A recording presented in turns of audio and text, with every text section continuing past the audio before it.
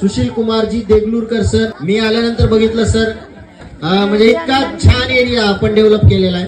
रस्ते असतील, नाली असेल, कचरा असेल.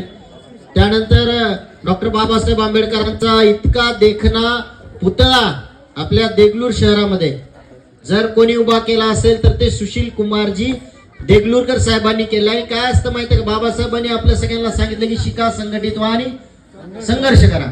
तर शिकण्यासाठी बाबासाहेबांनी सांगितलेलं आहे आणि त्यामुळे आपली मुलं शिकली पाहिजेत, पुढे गेली पाहिजेत, अभ्यास केली पाहिजेत आणि चांगले गुण मिळवले पाहिजेत. यासाठी भैयांनी एक अभ्यासिका सुद्धा सुरू केलेली आहे. त्यासाठी एकदा जोरदार टाळ्या या ठिकाणी आपण वाजवायच्या.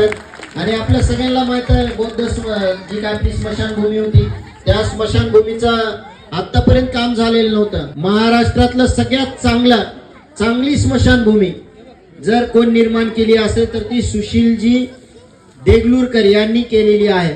आणि आमच्या जेवढ्या म्हाताऱ्या आजी आहेत, महिला आहेत, त्यांच्या पगारी असतील, त्यांच्यासाठी वेगवेगळ्या योजना असतील, या ठिकाणी या नगराच्या माध्यमातून आणण्याचं काम सुद्धा त्यांच्या माध्यमातून झालेलं आहे. आणि माता रमाईची इतकी देखणी कमान आता आपण सगळेजण बघताय.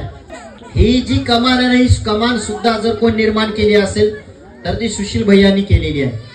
इतके काम एवढ्या कमी कालावधीमध्ये करणारा नगरसेवक मी आतापर्यंत पाहिला नाही. कारण काय माहितीये का, नगरपालिकेमध्ये गेल्यानंतर काम काय काय असतात, तर कशी कामं आणली जातात आपल्या वार्डामध्ये, कशा पद्धतीने विकास केला जातो हे कळण्यासाठीच माणसाला 5 ते 10 वर्ष जातात. बरोबर आहे. म्हणजे भैया तिथं जाऊन त्यांनी काम पण आणली आणि